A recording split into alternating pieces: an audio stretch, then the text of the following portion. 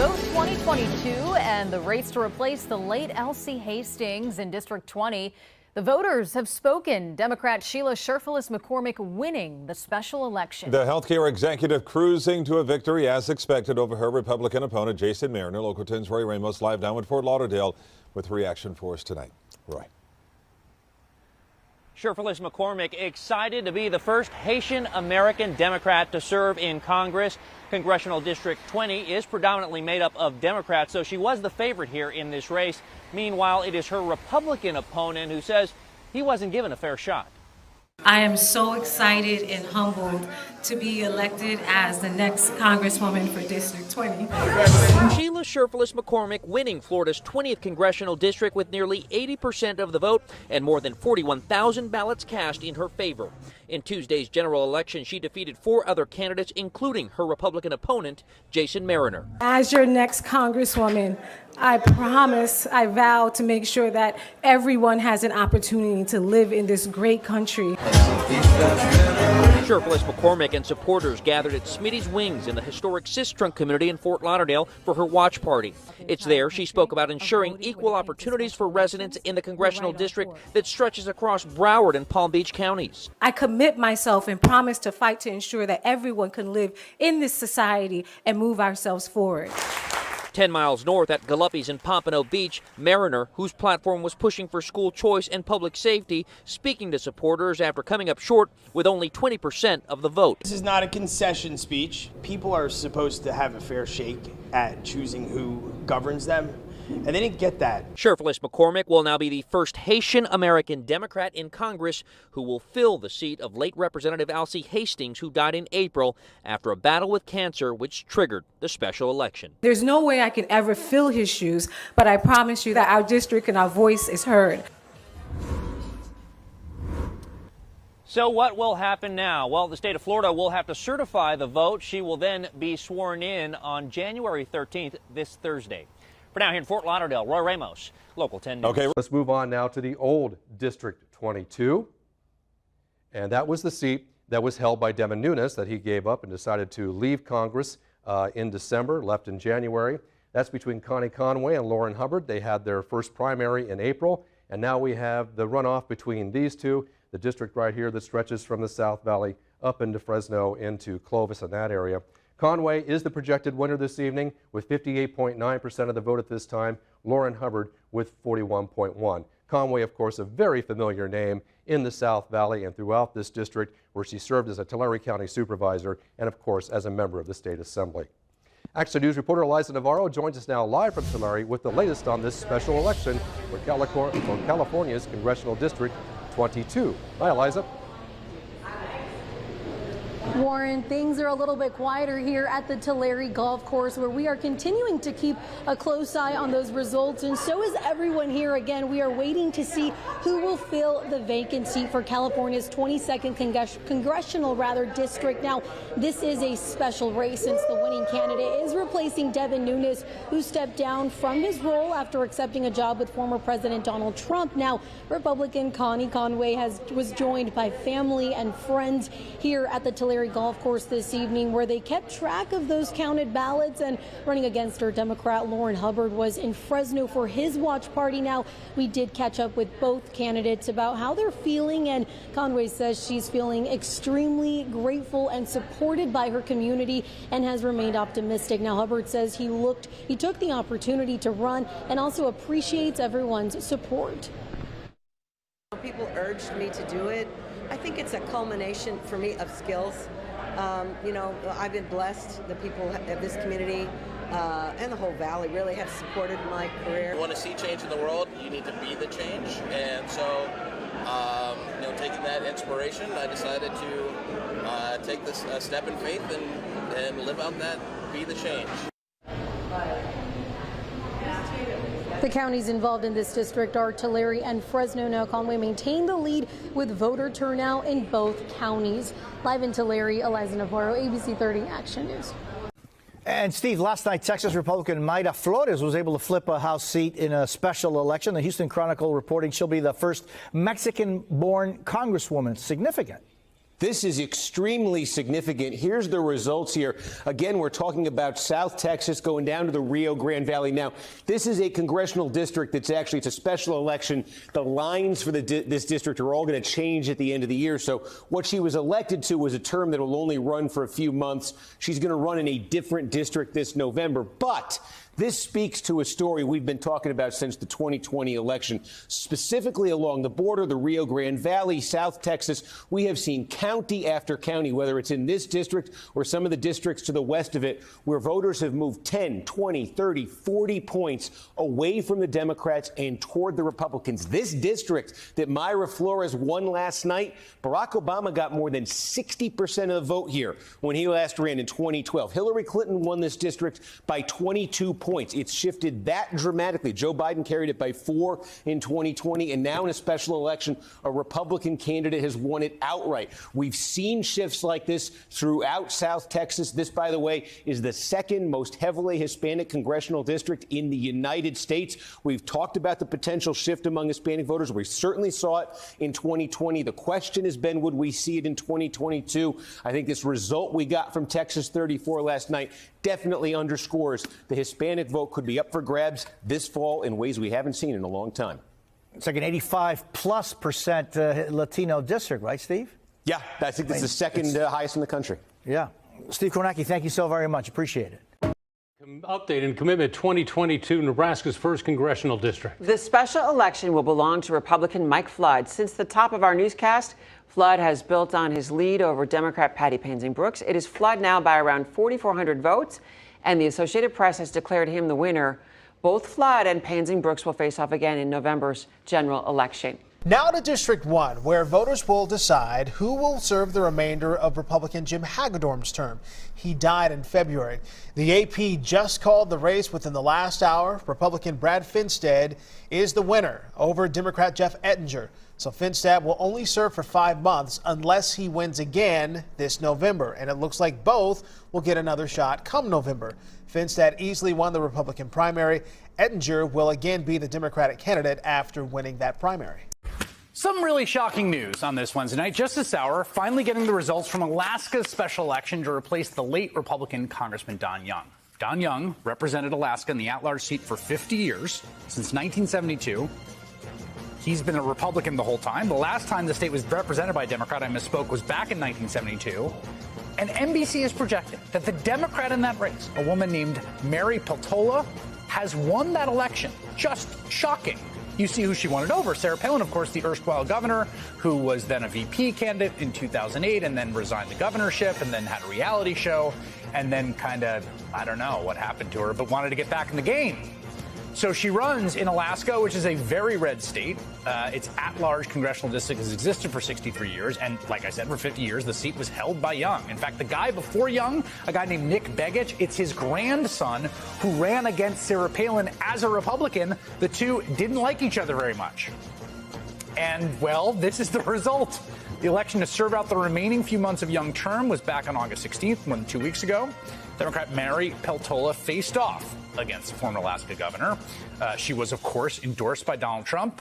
There you see the other guy, Republican Nick Begich, who made a strong showing.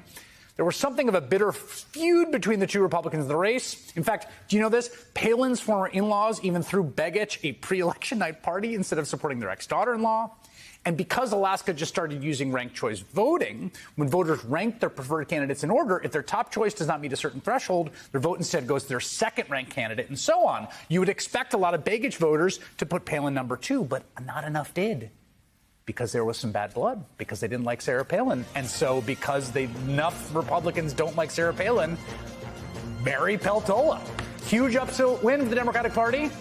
A win that has to buoy the spirits of Democrats everywhere going into the midterms. It's not quite Scott Brown wins Ted Kennedy's seat in the reverse, but it's a little in the ballpark.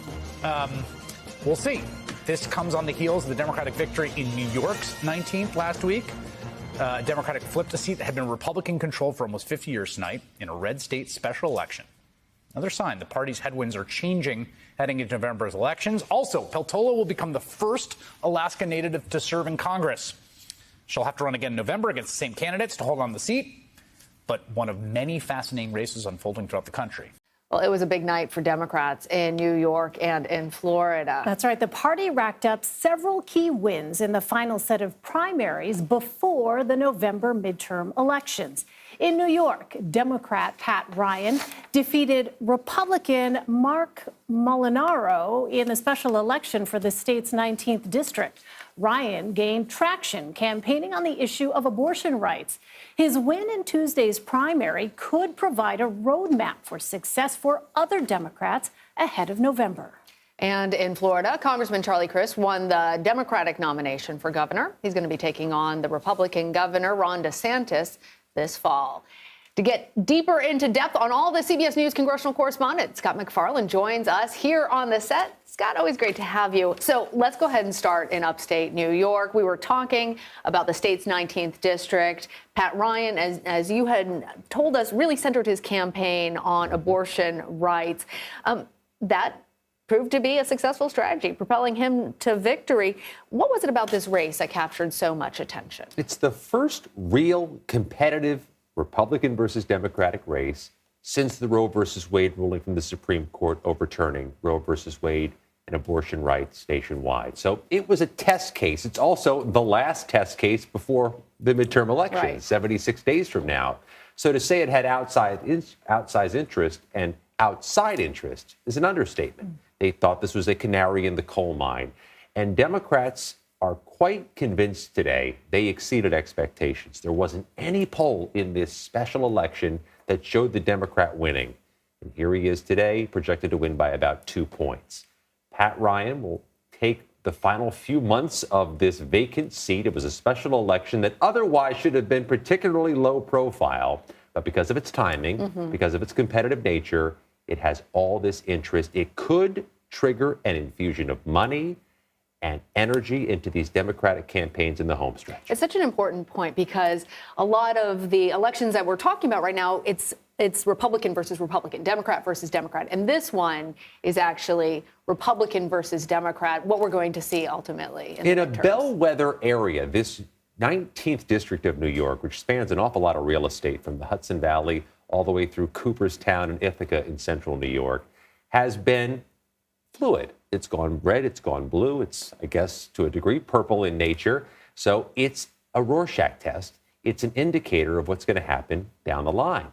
Democrats believe they've increased their optimism that there may be some wiggle room in a House election, which Republicans have been uber confident they're going to take the majority and take a number of seats, and potentially makes the Senate more competitive. Perhaps Democrats are more likely now to hold the Senate.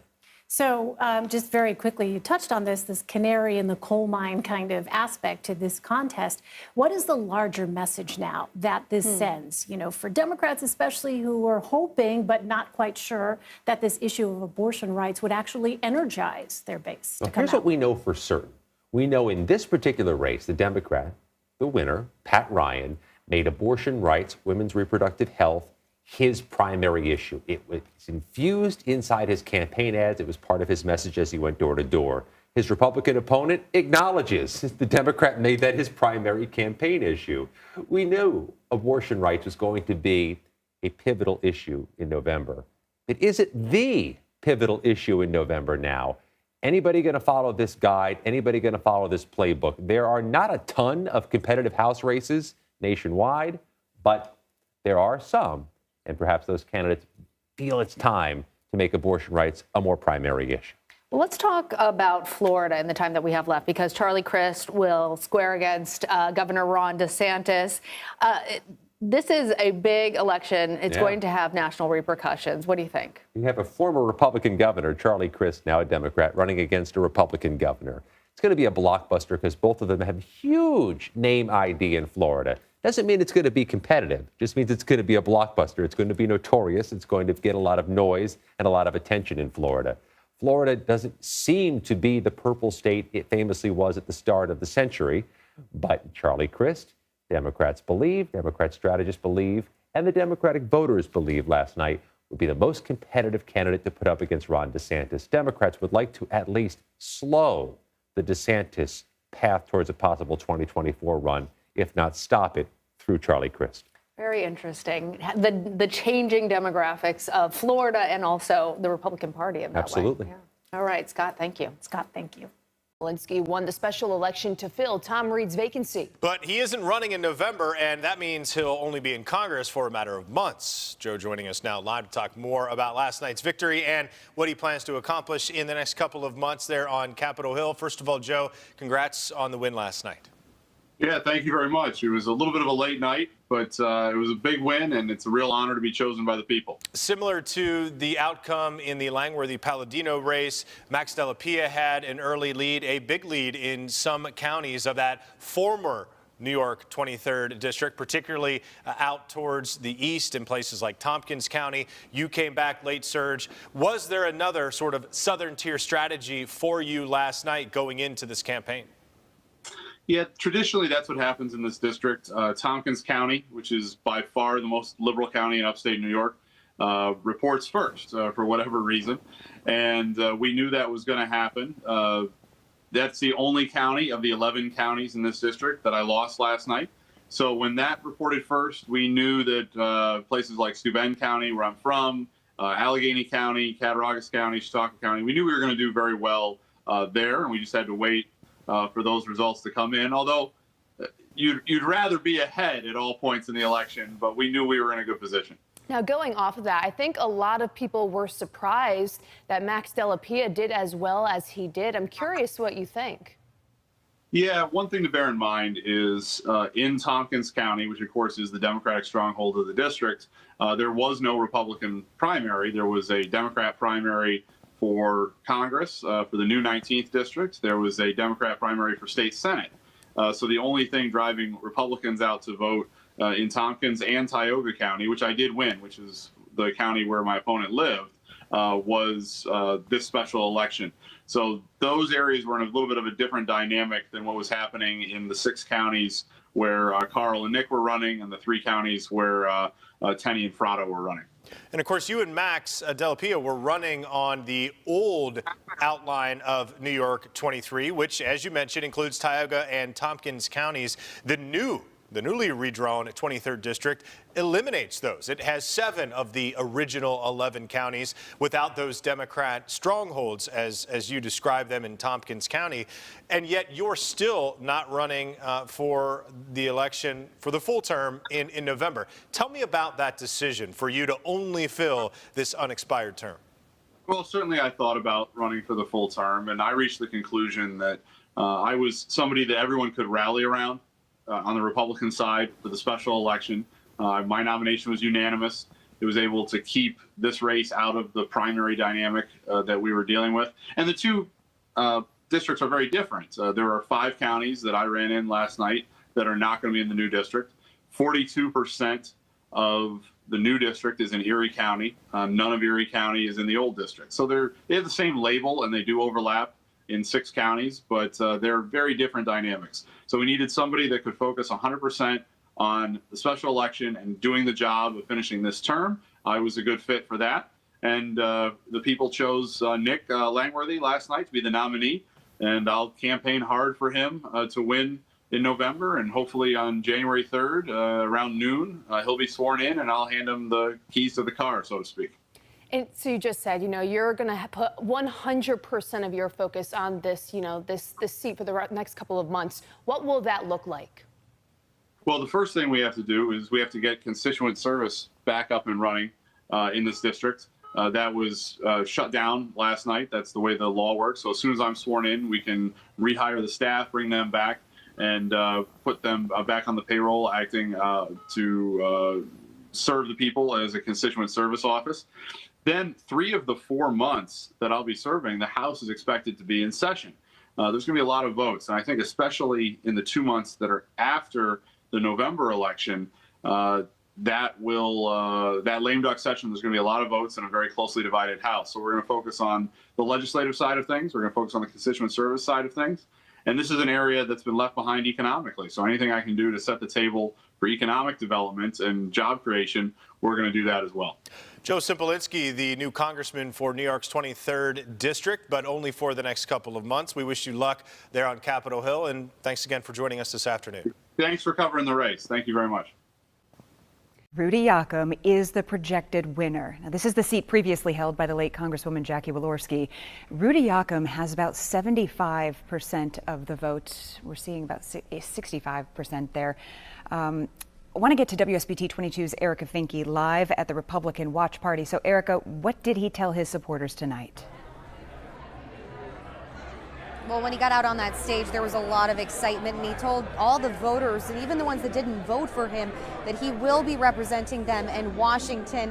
And everything is kind of clearing out now, as you can kind of see, and Rudy has been kind of bopping around, greeting people, obviously taking pictures, but he does say that he has work to do very soon since he won both of the elections. The crowd was going wild as Yakum and his family walked in for the first time around 9 tonight. He thanked the voters, his family, and his team for success in the 80-day campaign. Yakum says all they've achieved during this journey recently started to dawn on him, and he's ready to get to Washington to fight for Hoosiers and tackle inflation, national security, and energy independence. Honored and humbled to have the support of the people of the 2nd District, to have earned their vote, earned their trust, and represent their voice in Washington. It's a responsibility I take seriously, and I'm grateful to the people of the 2nd District for this election tonight. Yakum was endorsed by Jackie Walorski's husband, Dean Swihart, and he says that he will be carrying on her legacy with him and staying deeply rooted in the Indiana district. But right now, Erica Finke live in South Bend, WSBT 22 News.